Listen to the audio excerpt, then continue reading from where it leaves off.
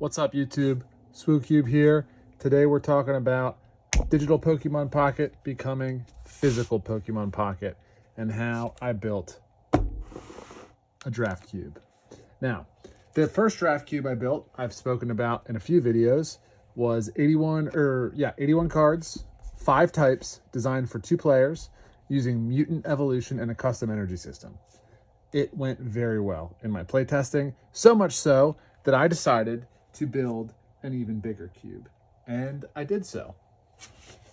Let me introduce to you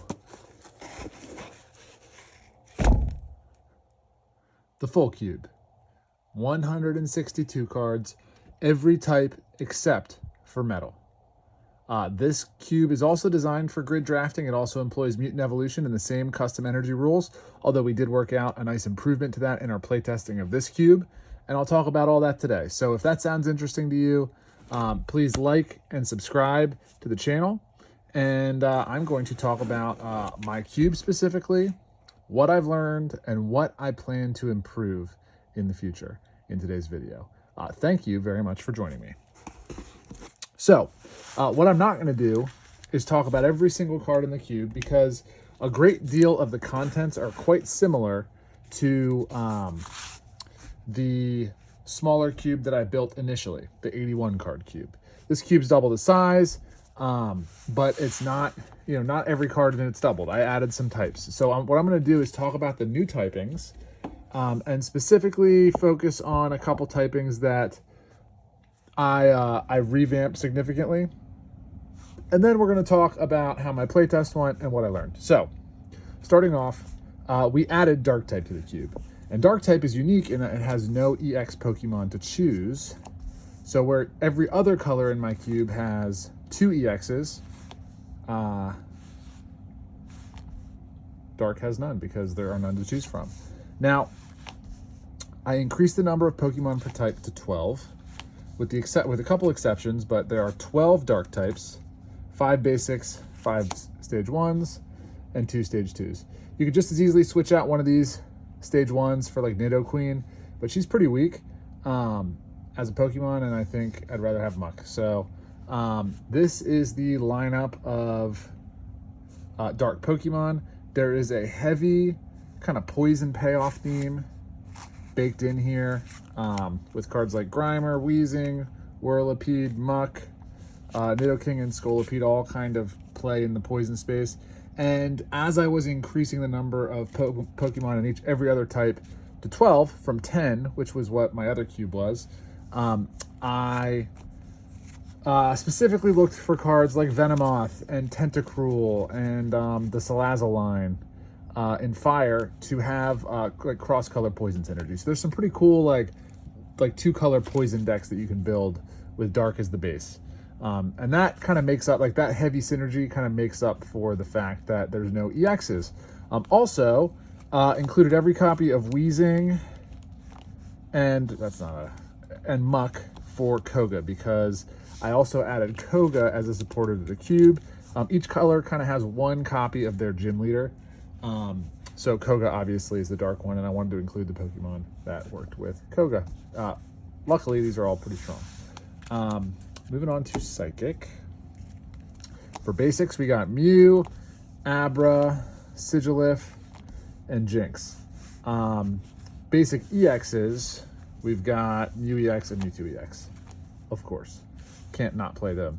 What I love about the mutant evolution environment is that it gives cards like Mew that have no natural evolutions in the game a real chance to shine. This card is kind of right in line with the power level we want to be at. It's a solid basic, but it has a really interesting and unique ability, and I just love kind of fitting that into the gameplay that this cube offers. Stage 1s, we got a Swoobat, a Slowbro, a Behem, and a Hypno, and then at stage 2, we've got Gengar and Gardevoir. So it's our 12 Psychic Pokemon. I significantly altered Colorless to get up to a full 12 Pokemon, so we're going to talk about that here in detail. We have Jigglypuff, Meowth, Chatot, Porygon as basics, and then also Kangaskhan, Tauros, and Old Tauros as kind of tanky basics. So more basics here. We have 3 stage 1s and a stage 1 EX, and then we got Pidgeot as our lone stage 2. Wanted to kind of keep the main stage 1 evolutions a little bit weaker than what you see in the other colors, because these are so flexible in a mutant evolution environment, in that any basic can evolve into any stage 1 regardless of type. But the restricting factor is often the energy requirements for the attack moves, and the fact that you really don't want to build like a 4-color deck. You want to keep it to 1 or 2 colors, maybe 3, if you can have a very, very specific type of splash. But really 2 colors is the type of deck you're looking to build in this cube, and these are just so flexible because any type of energy can activate their attacks, so they need to be a little bit lower in power level. Some of these cards are quite powerful on their own anyway, but our current card pool is pretty limited, so I'm working with what I got. Love giving like Porygon and Chatot time to shine, because they're really, really fun Pokemon that are great as little basics that can evolve into whatever you want. Lastly, I did include 1 copy of each dragon Pokemon that we currently have available to us. So we've got King Druddigon himself and the entire Dragonite line. Really, the only thing here that's the only 2 Pokemon that are unique are Druddigon and Dragonite. The evolutions, the under evolutions of Dragonite, are just kind of basic beat sticks with 1 move that aren't too dissimilar from other Pokemon. Not super interesting, but I needed to kind of fill out my Pokemon numbers to get up to 162 cards, and they just kind of naturally fit. But really, these are the important ones. So that is kind of all the cards that I kind of feel like I need to talk about in detail. The rest of the cube, for all the other types, I increased the number of Pokemon per type from 10 to 12. So it's basically 12 across the board, plus 4 in Dragon. And I significantly increased the number of trainers as well. So the key supporters like Leaf, Blue, Giovanni, all have 6 copies in this cube. The key items, X-Speed and Potion, if I can find one. Can't. That's okay. There we go. 8 copies. Sabrina, 8 copies. Now, this cube is designed to support up to 8 decks. Each deck is basically 16 unique cards, because my drafters get 2 copies of Professor's Research and 2 copies of Pokeball for free. So 8 times 16 is what, 128, and that leaves a nice buffer of unused cards, right? But this could, if depending on the draft format that you do, you could have 8 players sit down, draft this cube, and build 8 unique decks. So these kind of supporters were chosen, the concentration of these cards was chosen to create some competitiveness in getting the key effects and things like that. The numbers, fungible. Honestly, I could make these all like 7 of, or increase these, these 3 to 8 ofs, and it would still work fine. I felt like Sabrina, X-Speed, and Potion were the most important. In retrospect, Leaf could probably be in this number as well, but it worked quite well. Less important items like Pokeflute, like Hand Scope, like Red Card, etc., are 3 or 4 ofs, depending. So there's about twice as many Pokemon as there are trainers in the cube, and that kind of makes sense if you think about the numbers of a typical Pokemon Pocket deck.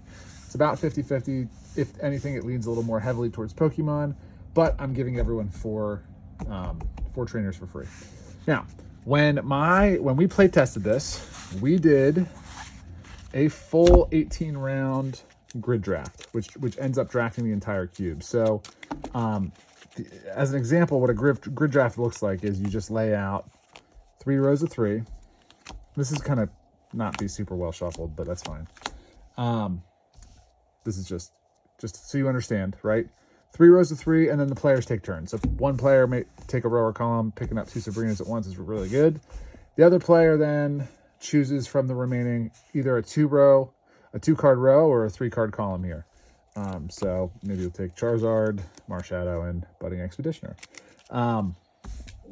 These 3 cards are excluded and not used. The remaining third is not used. And then you basically do that 18 times. You've drafted the entire cube.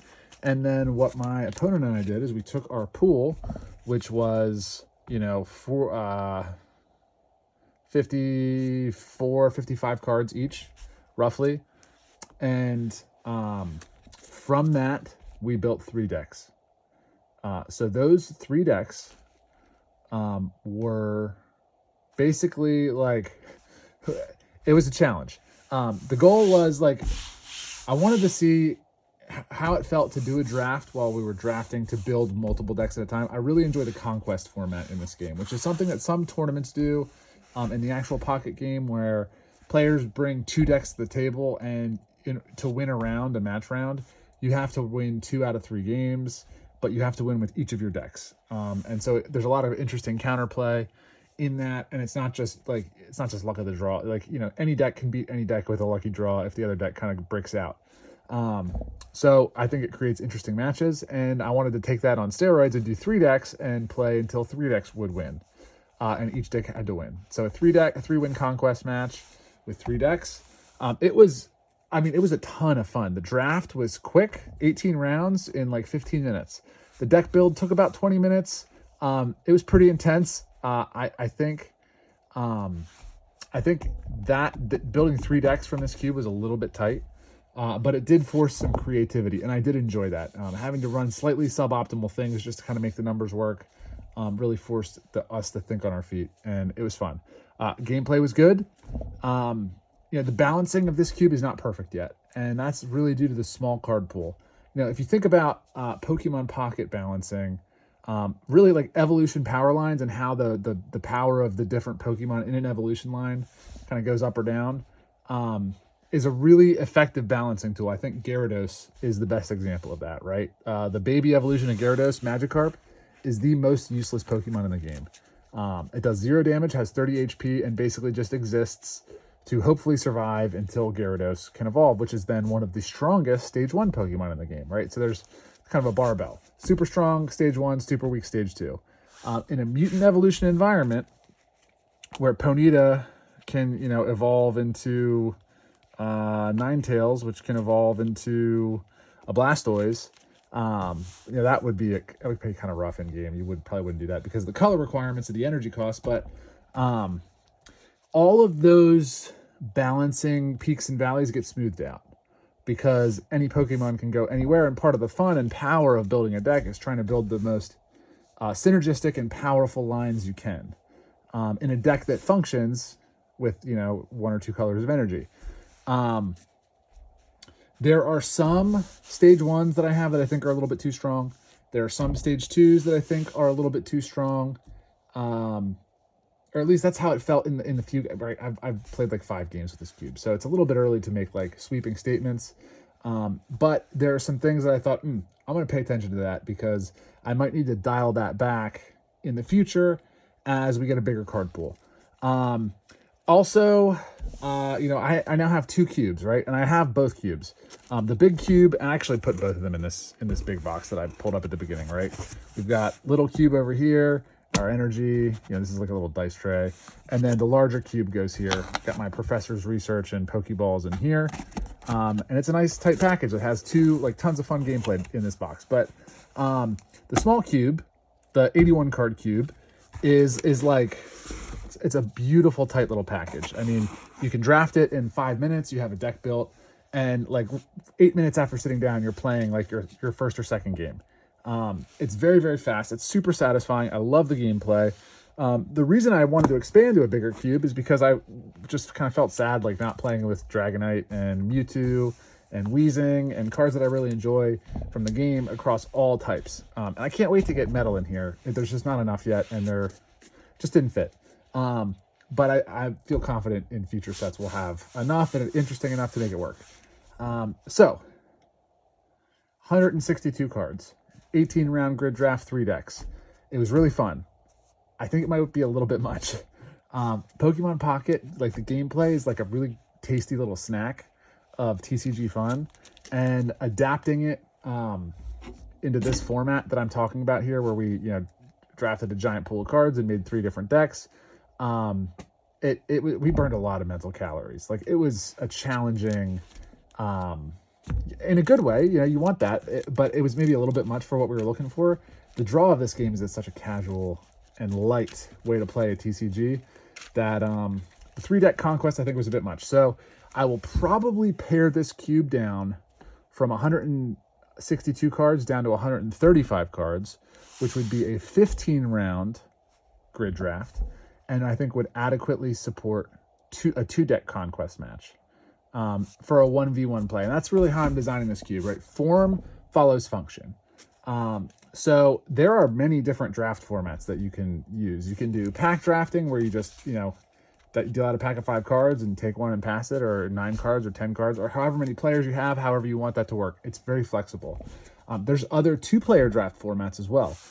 I really like grid draft for this game because I think the draft kind of matches the gameplay. It's quick, it's punchy, it's tight.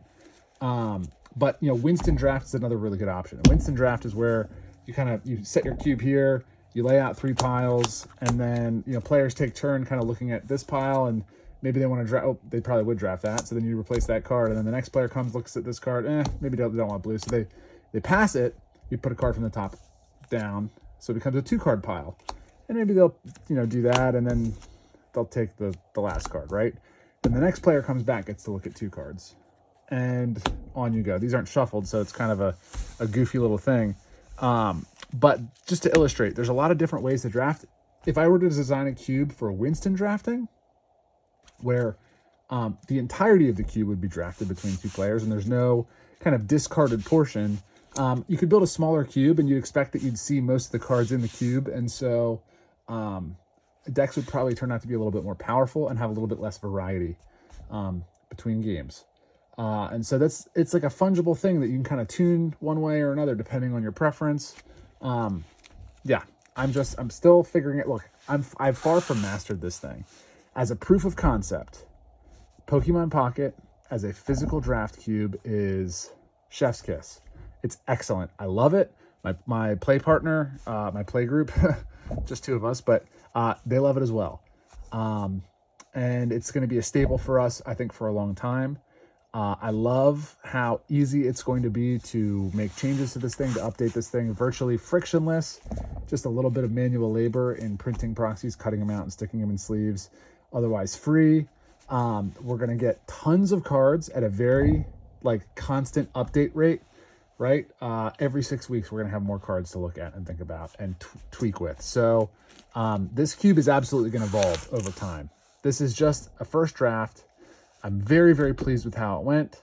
I look forward to trying other rule sets, other options, other configurations, other cube sizes.